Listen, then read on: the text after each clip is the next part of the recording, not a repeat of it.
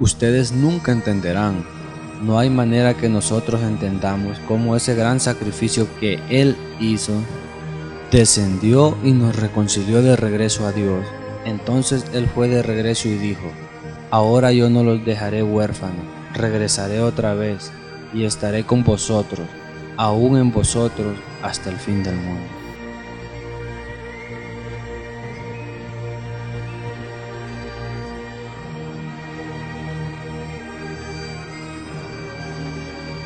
Esas palabras del hermano Graham traen a recordar esa pequeña historia que Dios, cumpliendo su promesa, no pudo dejar huérfana a esta novia en Centroamérica.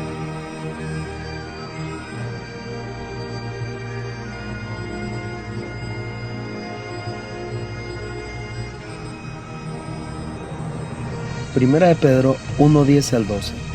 Los profetas que profetizaron de la gracia destinada a vosotros inquirieron y diligentemente indagaron acerca de esta salvación, escudriñando qué persona y qué tiempo indicaba el Espíritu de Cristo que estaba en ellos, el cual anunciaba de antemano los sufrimientos de Cristo y las glorias que vendrían tras ellos. A estos se les reveló que no para sí mismos, sino para nosotros, administraban las cosas que ahora os son anunciadas, por lo que os han predicado el Evangelio por el Espíritu Santo enviado del cielo, cosas en las cuales anhelan mirar los ángeles. Porque no hará nada Jehová el Señor sin que revele su secreto a sus siervos los profetas. Amós 3:7. El gran Dios creador del universo, en su mente eterna ha mantenido como secreto los tiempos y las sazones en las cuales Él haría sus grandes manifestaciones que vivificarían la simiente que habrían sus hijos predestinados para este tiempo. Dios siempre ha usado al hombre como su instrumento para revelarle su palabra al mismo hombre y preparar así a su pueblo. Es así como se ha dado a través de las 7 edades de la iglesia. Para esta última edad, Él tenía algo especial para una obra de restauración, tal como Él lo declara en Malaquías 4:5 al 6. He aquí yo os envío al profeta Elías, antes que venga el día de Jehová grande y terrible. Él hará volver el corazón de los padres hacia los hijos y el corazón de los hijos hacia los padres, no sea que yo venga y hiera la tierra con maldición. Y la revelación del misterio de Dios a través del séptimo ángel, como lo declara en Apocalipsis 17, sino que en los días de la voz del séptimo ángel, cuando Él comience a tocar la trompeta, el misterio de Dios se consumará, como Él lo anunció a sus siervos los profetas. No hay duda que al estudiar la vida peculiar y poco comprendida de William Marion Branham, desde su nacimiento poco común, donde apareció una aureola luz color ámbar que posó sobre el lugar donde estaba el pequeño William, y la voz que siempre lo guardó de contaminarse con muchas obras de la carne y que siempre le recordó de la obra que estaba determinada por delante, y su ministerio basado en 2 señales. Fue durante el ministerio de este humilde hombre cuando muchos obreros del Señor fueron impactados con la revelación verdadera de la palabra, entre ellos el misionero Ernest Marlin McCarthy Preedy, nacido en Seymour, Texas, Estados Unidos, el 30 de enero de 1929, cuyos padres fueron William McCarthy y Oma Preedy. Con el tiempo se casó con Wanda Gooding, con quien procreó 3 hijos. Eclesiastés 1:9. ¿Qué es lo que fue? Lo mismo que será. ¿Qué es lo que ha sido hecho? Lo mismo que se hará. Y nada hay nuevo debajo del sol. El Dios infinito, que no cambia en sus formas, ha sido el mismo quien no se olvidó de su amada novia en Centroamérica, así como tampoco la ha olvidado en ningún lugar del mundo.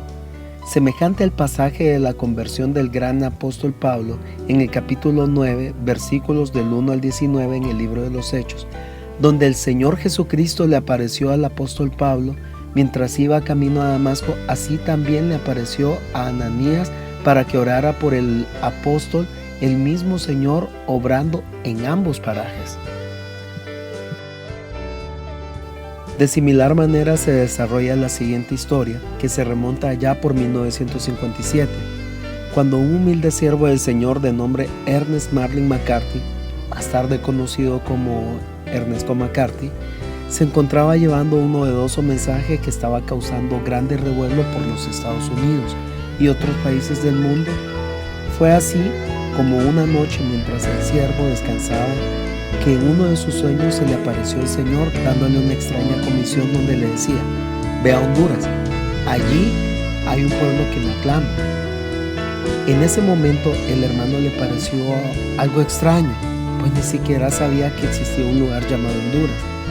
En el momento pasó desapercibido el sueño que había tenido, pero fue así como en otra noche, mientras él descansaba, el Señor le volvió a hablar diciéndole: ve a Honduras, allí hay un pueblo que me aclama, yo estaré contigo, y cuando sea la hora, yo te daré una señal.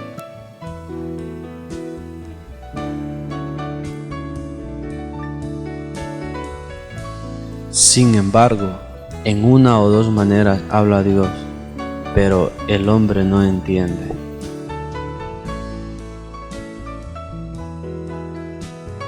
Por sueño, en visión nocturna, cuando el sueño cae sobre los hombres, cuando se adormecen sobre el lecho. Job 33, 14 al 15. Esto puso en alerta al siervo del Señor, y fue así como comprendió que aquello venía de Dios. Investigó acerca de este lugar al cual él era enviado, y se dio cuenta que era un pequeño país ubicado en el centro de América, y que además era un país donde se hablaba el español únicamente. Esto pareció extraño, pues él no hablaba otro idioma aparte del inglés.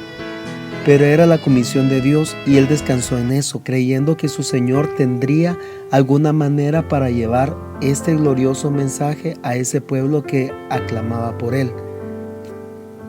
Transcurrió cierto tiempo después de esto, y un día, mientras él predicaba a un grupo de hermanos, entre los cuales había varios latinos, que al finalizar se le acercó un hermano latino preguntándole al hermano McCarthy que dónde había aprendido a hablar español.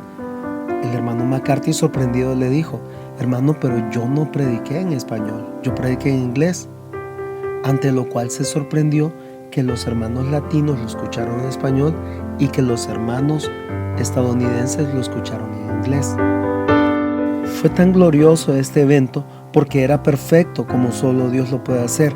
Había recibido ese otro idioma mientras estaba bajo la inspiración de la predicación, y fue así como comprendió que esa era la señal que el Señor le había dicho. Mientras esto ocurría allá en Estados Unidos con el siervo del Señor, otra escena se estaba desarrollando en un humilde pueblo en Honduras, que por alguna razón ellos estaban deseando más y más de Dios. Fue alrededor siempre de 1957 cuando un grupo de hermanos que asistían a un pequeño templo llamado Betábora, quienes eran personas humildes que amaban a Dios y clamaban por conocer más y más de Él, por alguna razón no se conformaban con lo que ya tenían. Ellos, al escudriñar las Escrituras, leían de profetas, de apóstoles, y ellos clamaban que su Señor les enviara esos gloriosos dones a la iglesia. Fue en esa época cuando se hizo en la iglesia a la que asistían una votación para elegir al superintendente. Sucedió que en el proceso se formó una riña por la cual algunos llegaron hasta los golpes. Esto no fue de agrado para muchos hermanos y hermanas que creían en que Dios es un Dios de amor y de paz.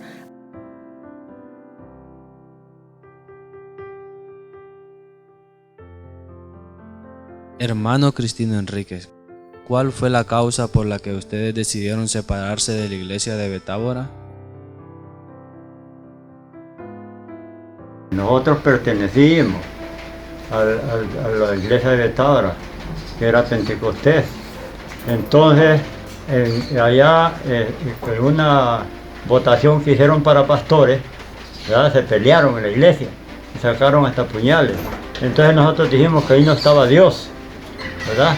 Entonces nos venimos con el llamado, y entonces me dice el llamado: busquemos a Dios en ayuno y oración, que Dios nos va a poner el verdadero camino. Y entonces, ayunando, la primera semana que fuimos a Palo Verde, sentimos la presencia de Dios. En la segunda ida, teníamos 4 días, cuando Dios nos habló por una niña. Después de aquel conflicto se sembró la duda de que si en realidad lo que ellos estaban creyendo era lo verdadero o no.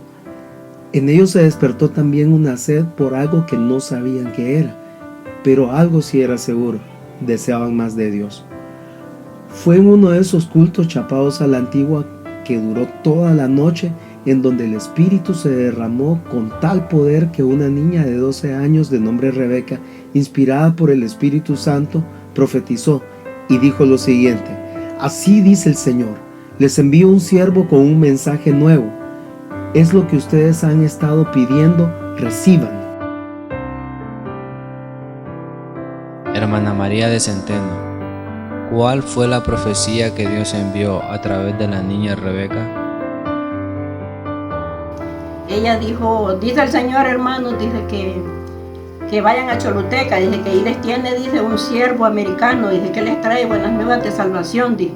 Y ella dio en la dirección exacta donde era que... Esto quedó grabado en los corazones de los que oyeron y oraron al Señor que al llegar este mensaje lo pudieran reconocer. Y fue así como al llegar él vio ciertas bancas de madera muy bien ordenadas y todo el pequeño patio donde estaba llevando a cabo los cultos. Estaba bien aseado. De inmediato fue recibido por un humilde hermano de origen norteamericano, quien lo saludó amablemente, y desde ese momento se inició una plática acerca de la palabra. Y mientras aquel nuevo predicador abría las escrituras y hablaba de que Dios es uno y uno su nombre, y en ese nombre es que se debe de hacer el bautismo, tal como lo manda Hechos 2:38. Fue de esta manera como el Señor estaba cumpliendo a cabalidad su propósito, acercándose a aquel pueblo que clamaba, y por medio de un siervo les enviaba un mensaje para saciar su sed. Al terminar fue tanta la convicción que inmediatamente después de aquella plática, los 8 hermanos solicitaron ser inmediatamente bautizados en el nombre del Señor Jesucristo. Estos fueron los primeros hermanos en bautizarse: Amado Moncada, Bertilia García, Teresa Moncada, Cristino Enríquez, Nelly de Enríquez, Pedro González, Hipólito Ramírez y Concepción de Ramírez. Este acto se llevó a cabo en el río Choluteca. Después de haber dado este primer y gran paso, el hermano Ernest McCarthy y los demás hermanos reconocieron que esto era la respuesta de parte de Dios que habían estado esperando por sus plegarias. Así que el hermano Ernest McCarthy fue invitado a El Banquito, a la casa del hermano Cristino Enríquez, quien le construyó un cuarto para que ahí viviera él y su familia, pues en ellos ardía el deseo de compartir lo que ellos ya habían recibido, y el hermano Ernest McCarthy deseaba ansiosamente cumplir con la comisión que el Señor le había dado, de traer este mensaje de la unidad de Dios, el bautismo bíblico, y que el sistema denominacional no era de Dios. Muchos, de los cuales algunos ya han partido con el Señor, recibieron ese glorioso mensaje, y los que fueron bendecidos apoyaron la obra en aquellos tiempos. Algunos que fueron bautizados por el hermano Ernest McCarthy aún viven como testigos de esa gran verdad. Entre ellos Teresa Enríquez de Reyes, María Vallecillo de Centeno, Cristino Enríquez. Los hermanos recibieron con gran fervor aquella nueva luz, aunque otros no la recibieron, pero los que la recibieron se empeñaron en esparcirla por muchos lugares. Los primeros cultos se hacían en la casa del hermano Cristino Enríquez y en otras casas donde los hermanos pedían que se les fueran a hacer cultos. Fue un lapso de tiempo de aproximadamente 4 años los que el hermano Ernest McCarthy estuvo compartiendo su mensaje en este pequeño lugar del Banquito y las aldeas alrededor. Para el año de 1963 aproximadamente, el hermano Ernest McCarthy, viendo que ya la obra estaba creciendo y que las personas gozosamente recibían el mensaje que él había sido comisionado a traer, se dispuso a ir a su país de origen, los Estados Unidos de Norteamérica, a invitar a un hermano de nombre William Branham, según él decía, a quien el Señor respaldaba en todo y que no dejaba caer palabra a tierra, que lo que él decía se cumplía. Fue así como el hermano, antes de hacer su viaje, fue a una cueva en el lugar de la peña a orar y a ayunar por 7 días pidiendo a Dios la dirección en su propósito al ir a su país de origen. Fue así como emprendió su viaje de regreso junto con sus 3 hijos y su esposa.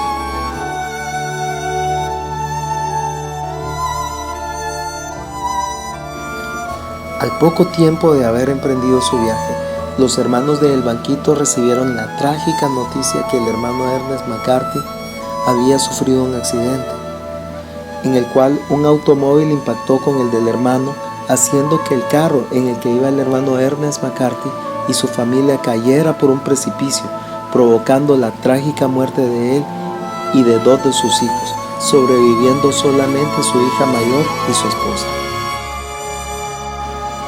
Fue así como Dios en su soberanía no permitió que el hermano Ernesto McCarthy llegara a su ciudad e hiciera contacto con aquel hermano que sin duda era el profeta mensajero William Marion Branham y que lo invitara. Esto fue duro para los hermanos en El Banquito, que sin duda fue un trago amargo para los recién convertidos y más para aquellos que lo conocían. Mas estos demostraron firmeza y convicción al perseverar y solo dependiendo de que su Señor les proveería la manera de seguir adelante. Dios tocó el corazón del hermano Óscar Enríquez, quien donó el solar para que se construyera la iglesia y así poder tener un lugar donde reunirse. Se inició la construcción haciendo un pequeño templo en una cierta posición, pero un día el Señor le dio una visión al hermano Amado Moncada, donde él veía la iglesia construida de diferente posición y él veía el púlpito que al predicar quedaba en dirección al este donde nace el sol. Así transcurrió el tiempo y se siguieron congregando los que habían aceptado aquel mensaje. La iglesia en ese momento había colocado a Teodoro Espinal como pastor, aunque también colaboraban en la predicación Amado Moncada, Hipólito Ramírez y Cristino Enríquez. Fue uno de tantos cultos, mientras se predicaba el Evangelio en el año de 1963, entre el mes de junio y julio, cuando entregó su vida al Señor Jesucristo el hermano Emeterio Reyes Mendoza. Hermano Emeterio Reyes, cuéntenos acerca de su conversión al mensaje de la hora. Cristo. Mire, yo primero, ¿verdad? Era un monaguillo. ¿Sabe usted lo que es un monaguillo? Creo que es el ayudante del sacerdote. Sí. Nosotros trabajábamos con hermano Tito Mendoza y hermano Armando Arteaga, ¿verdad? De celadores de la palabra. Íbamos y rezábamos y hacíamos cultos en hogares, ¿verdad? Y pedíamos posada para el corazón de Jesús. Andábamos de cuadro. Lo llevábamos y lo poníamos en la sala de la persona que daba la oportunidad y ahí hacíamos los rezos y cantábamos los cánticos, ¿verdad? Acerca de la Virgen y acerca de Jesucristo. Entonces, hermano Tito Mendoza, que es primo mío, hermano Amado Moncada, que él ya era cristiano, lo evangelizaba a él. Entonces, como trabajábamos juntos los tres, entonces Tito Mendoza me hablaba a mí del evangelio y el sacerdote, que nosotros, ¿verdad?, teníamos contacto con él, nos había dado un Nuevo Testamento y el Nuevo Testamento lo estudiábamos junto con la Biblia que tenía hermano Amado Moncada y decía lo mismo. Entonces la práctica era la que entre nosotros estaba todo equivocada. Y a mi Tito Mendoza vino él y aceptó aquí, vino y aceptó el evangelio. Él vino a los cultos. Allí va a salir, creo que la iglesita donde... ¿En la iglesia de Tauro? No, aquí. La iglesita donde comenzó, donde le hicieron primero. Ajá. Y entonces él me convidaba a los cultos y vine yo a los cultos. La fecha no la tengo, ¿verdad?, exacta, pero fue en el año 1963, cuando venimos con mi hermano Tito Mendoza y acepté yo al Señor Jesucristo aquí, en El Banquito, ¿verdad? Entonces, en ese mismo año, ¿verdad?, como en noviembre, yo me bauticé en el nombre del Señor Jesucristo. Me fui a bautizar a Santo Tomás, allá abajo de Concepción de Marín, en el río Los Teguazagos. allá me bautizó. Y a nosotros los bautizaban en esos tiempos, ¿verdad? A base de sorteo. Ponían unos 3 hermanos y el que ganaba más votos, ese era el que bautizaba. Entonces un ancianito que se llamaba Guadalupe Corrales me bautizó a mí. De allí yo seguí, ¿verdad? En el evangelio aquí con los hermanos, tenía los cultos. Y después, ¿verdad? Me eligieron de diácono. Estuve de diácono aquí. Teodorito Espinal era el pastor. Bueno, Teodorito, que ahí está vivo todavía. Hermano Emeterio Reyes, ¿cómo comenzó su ministerio como pastor?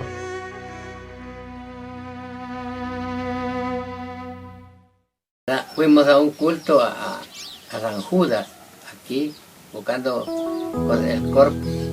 Y entonces allí, ¿verdad? Me dio el lugar de predicar otra vez Teodorito, pero mucho tiempo después.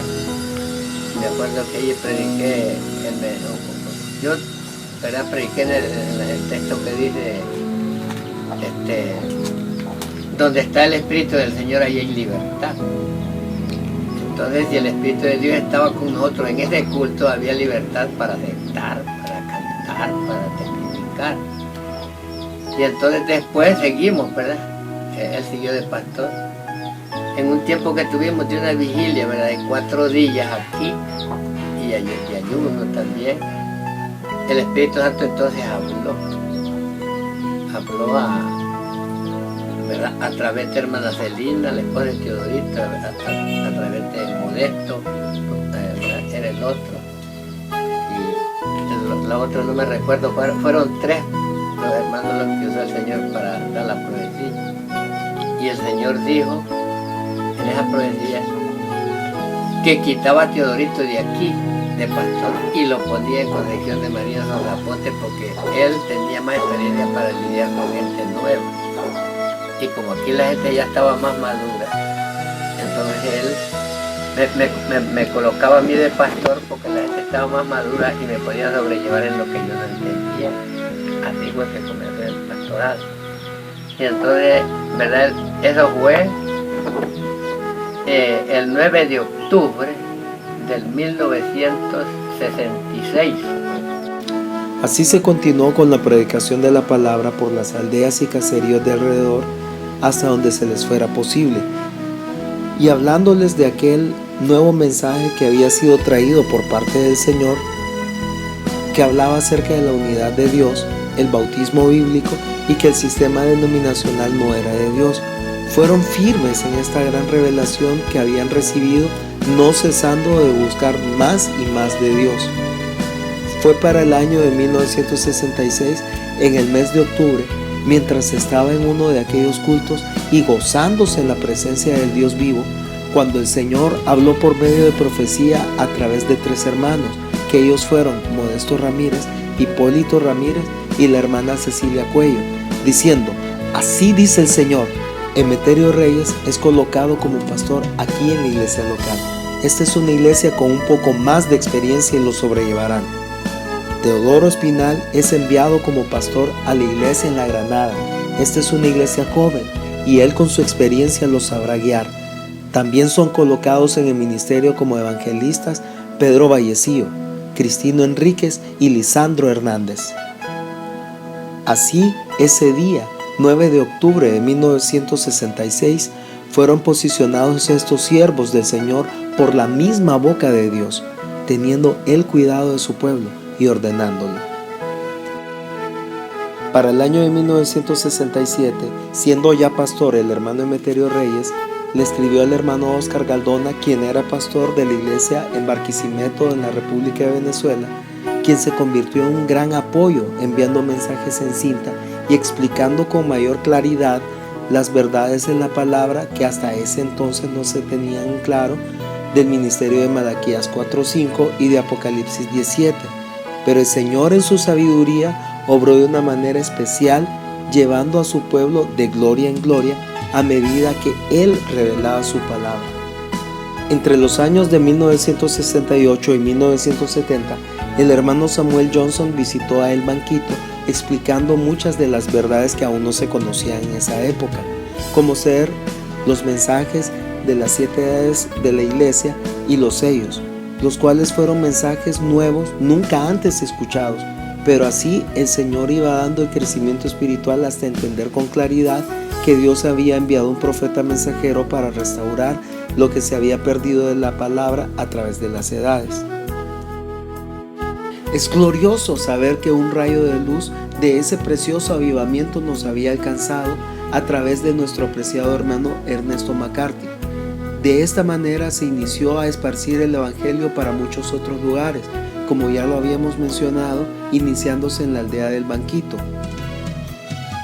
que por orden del Señor fue pastoreada por el hermano Emeterio Reyes Mendoza, luego extendiéndose a la aldea de La Granada, iglesia pastoreada por el hermano Teodoro Espinal.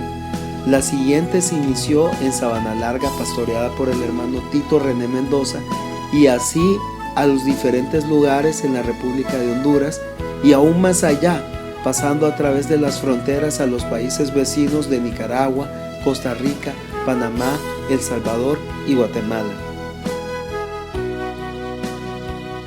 Hermano Pedro Ángel Vallecillo, uno de los primeros 3 evangelistas que Dios llamó a la obra misionera. Estamos con el hermano Pedro Ángel Vallecillos, un siervo que el Señor ha utilizado para también llevar este mensaje glorioso a diferentes lugares de Honduras y Centroamérica. ¿Desde qué tiempo usted, hermano Pedro, predica la palabra del Señor? ¿En qué tiempo usted le aceptó como único y suficiente Salvador? En el año 1965. Me acuerdo que fue un 16 de octubre de 1965 y me bauticé un 16 de noviembre de 1965 también. Y de ahí para acá yo comencé a predicar el Evangelio. Y comencé en el lugar que le llaman el Sonzapote, allá en Concepción de María, Choluteca. ¿A qué lugares lo envió Dios a predicar el Evangelio? Bueno, predicamos en Nicaragua, en muchas partes de Nicaragua, y fuimos a Costa Rica, a San José de Costa Rica a predicar también, y ahí fuimos a Panamá. Después de Panamá fuimos a El Salvador también, allá por La Unión y por Santa Rosa de Lima y en San Miguel, en República de El Salvador. Y ahí fuimos a La Mosquitia, allá, con Lisandro a predicar también a La Mosquitia, estuvimos en La Ceiba, yo estuve en Colón, departamento de Colón, en La Ceiba, en Comayagua, en Tegucigalpa, en San Lorenzo, en todo Honduras, pues mejor dicho, ¿verdad? Hermano Emeterio Reyes, un consejo para los jóvenes de la novia. Yo cuando acepté el Evangelio yo era un joven, yo no tenía... Yo andaba en el mundo pues y en esa religión. Pero, ¿verdad? No tiene ninguna diferencia que una persona acepte ya anciano o joven. Si es que Dios lo llamó, ¿verdad? Si Dios lo llamó, ¿verdad? Para los jóvenes lo importante es que sean ellos perseverantes, ¿verdad? Y que ellos, ¿verdad? Como dice la Escritura, que los jóvenes deben de ser acomedidos, no que les obliguen, ¿verdad? Sino que ellos se acomodan, porque la acomedido es lo que le ayuda. Si ocupan mi fuerza, si ocupan mi consejo, yo le ayudo. O si ocupa algo, entonces que el joven dice que debe de ser acomedido, ellos, ¿verdad? En las cosas que verdaderamente, ¿verdad? Se ven que son importantes para ellos. Eso sería lo que yo diría para los jóvenes, porque que ellos sean perseverantes, que no sean como aquel joven, ¿verdad? Que cuando hubo la persecución contra Jesucristo y los apóstoles, aquel joven, ¿verdad?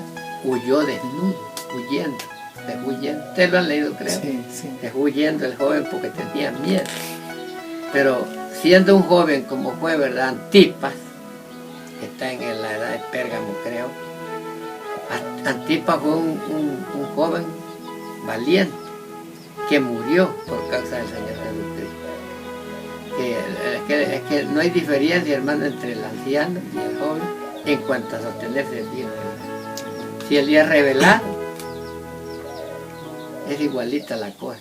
Van a destruir al joven y van a destruir también al anciano igualmente. Y si vamos a morir de una muerte natural, igual el joven, al llegar hasta el tiempo que Dios lo destinó. Hermano Emeterio Reyes, un consejo para los pastores de la novia.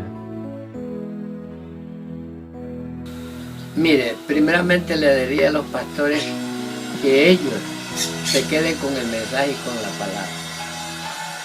Porque hermano Branham dice que la atalaya, que son los pastores, son los que son responsables por la congregación. Entonces uno tiene que enseñar realmente lo que la palabra dice y lo que el mensaje dice, ¿verdad? Porque si nos salimos de esa línea, entonces nosotros somos responsables. Y si alguien se pierde por causa de una mala enseñanza, del pastor o de la atalaya demandará la sangre del Señor en aquel día. Porque a él fue que lo colocó para que, ¿verdad?, enseñara esto que no ha sido revelado. Si es que no ha sido revelada la verdad.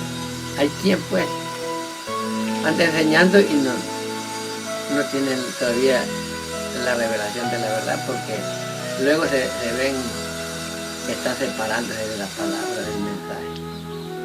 Pero mi consejo es que nos quedemos todos juntos, ¿verdad?, en el mensaje, en la palabra, ¿verdad?, y no salirnos a diestra ni a siniestra, ni agregarle a ninguna de las, ni a la palabra ni al mensaje, ¿verdad?, para que así pues no tengamos nosotros que responder por algo, sino que vamos a recibir aquella bendición que el Señor dice: buen siervo, fiel, ¿verdad?, en lo poco fuiste fiel, sobre mucho te pondré. Entonces, ¿verdad?, quedándonos en la palabra y en el mensaje, pues vamos a ser colocados en un lugar muy prominente por la gracia, ¿verdad?, no porque nosotros seamos tan importantes, pero la gracia es la que nos mantiene y nos hace hablar, ¿verdad?, lo que es correcto.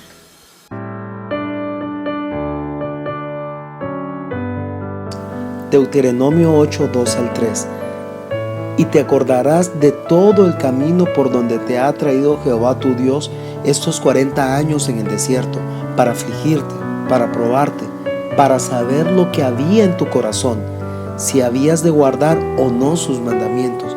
Y te afligió y te hizo tener hambre y te sustentó con maná, comida que no conocías tú ni tus padres la habían conocido, para hacerte saber que no solo de pan vivirá el hombre, mas de todo lo que sale de la boca de Jehová vivirá el hombre. Filipenses 1:6.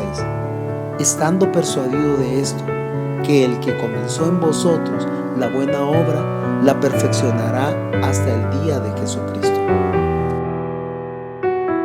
Ha sido un largo recorrido desde aquellos tiempos, cuando el Señor Jesucristo, solo por su gracia, nos llamó a este glorioso evangelio.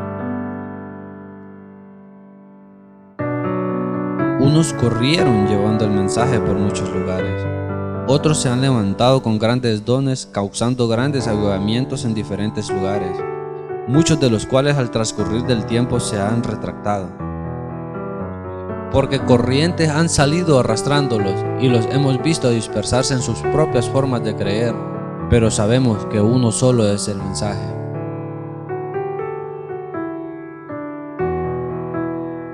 Aquí estamos hoy, viviendo en el fin del tiempo, con el mismo Jesús, las mismas cosas, las mismas señales, las mismas maravillas, la misma salvación, el mismo Espíritu haciendo las mismas cosas, el mismo Evangelio, la misma palabra, las mismas ilustraciones, la misma manifestación, todo.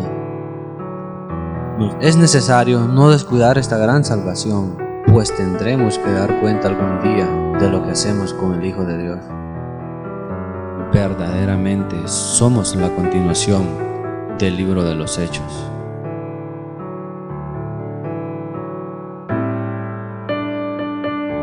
Más aún estamos aquí. Y no es porque nosotros queramos.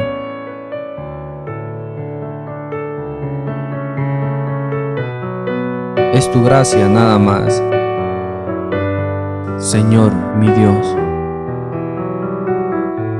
que lo has querido así.